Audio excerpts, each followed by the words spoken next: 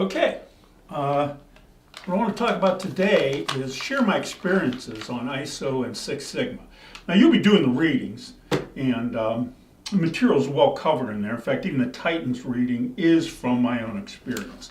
But I want to give you some quick things that'll help, okay, that you won't get in any book.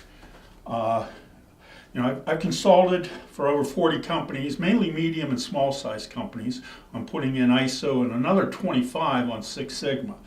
I was on the other end of the stick with a very big company, LTV, where I was general manager, and I worked for, we had 22 plants across the country, and we did an implementation program.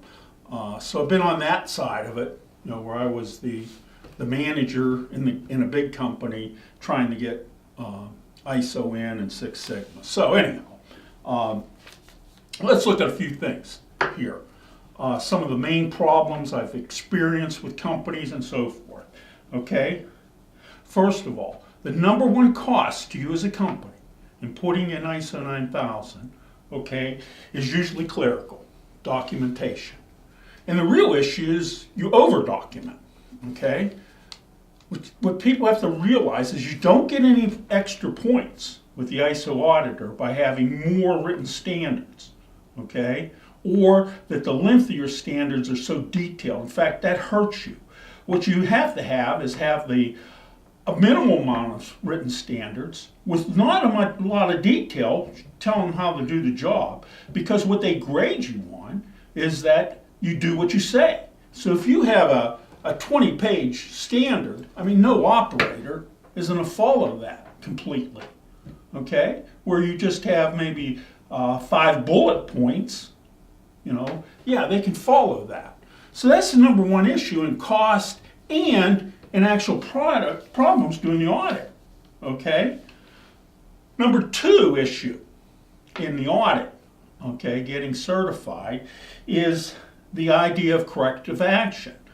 You have to demonstrate a solid system of corrective action. In other words, you have to document the problem, resolve it, make the changes, change standards, implement it into the system, make sure it's running. This is where people let down on this end of it.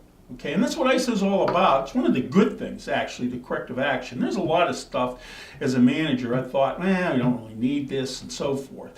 But the corrective action system, done right, can really be a benefit to your company. Okay? The other thing is organizational issues. Okay? You need to get employees involved in ISO implementation and Six Sigma implementation. Okay, that's very important. You need to do that up front, not a few days before the certification on it.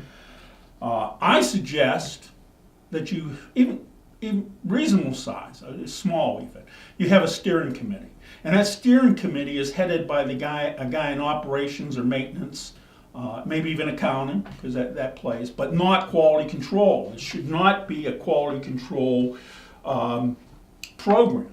It's the worst thing you can do. Now, quality control people in bigger companies don't like this because it's turf battles.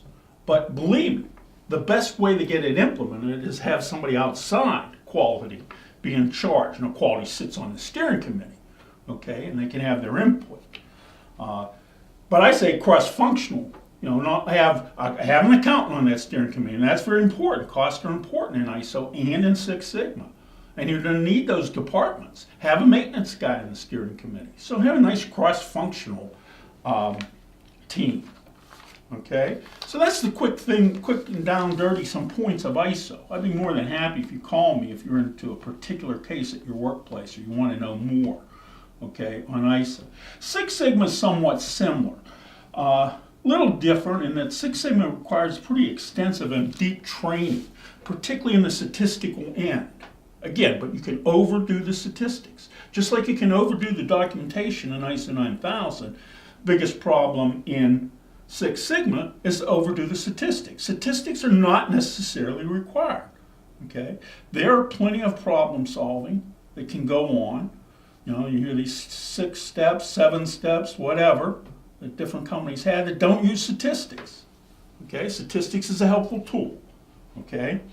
Now, if you're a big company, I suggest that if you're going to get into it, statistically, Six Sigma, that you have either a full-time statistician or somebody close that's really good at this, a quality control expert, a certified quality auditor, which you can get through American Society of Quality, or a certified quality engineer. They also have that. They have a certified quality manager, one of those, okay? Or Six Sigma has its own sort of pecking order, have a black belt, well trained. But even a black belt, the statistics are difficult. This is not, if you really get into the heavy stuff, and most companies can't. So you don't want to get bottled down with these, with the statistics. Use what you need. So sometimes you can solve problems with simple average and standard deviation and a picture of the distribution is all you really need. Okay, and we'll talk about that in the course on that end of it. Okay, but again, keep it simple. Okay, again, same thing with implementation. Have a cross-functional team. Get a lot of people involved. It should not be a quality control or a quality department project. Head of that committee should not be from quality. Best from operations. But also here again, it could be an accountant. It could be because accountants are really getting into Six Sigma and ISO a great deal. In fact, a lot of the accounting companies are getting into the consulting end because it's lucrative, especially on Six Sigma. So, or a maintenance guy, any of these. I mean, you can have quality again on the committee. Okay? I would stay away from, especially in Six Sigma, because you don't really go through a certification. Okay? You just implement it. In this case, hiring a specialist full-time, I mean, that would, I think, be a waste of money. There's training that has to go on, green belt, black belt. Again, I deal with that inside the course, so I don't want to get ahead of myself there. But I think, again, a good manager can implement this. And same is actually true with ISO. In Six Sigma, it does help to have, come out of school with maybe a green belt. We had a green belt course. You can get that type of training. That would be helpful. In fact, anybody that would be head of the steering committee should have at least a green belt. I would suggest a black belt. But again, black belts, the statistics they train you on black belt in 1 week is just, they're trying to stuff 5 college courses down you. So again, you don't have to get hung up with ANOVAs and all this stuff. It can be very simple testing. Again, statistics isn't necessarily a requirement. So again, people get down that rat hole. Okay, so hopefully I've shared some experiences with you. Again, I'd be happy to talk to you individually if you're working with your company and need some more advice. Free.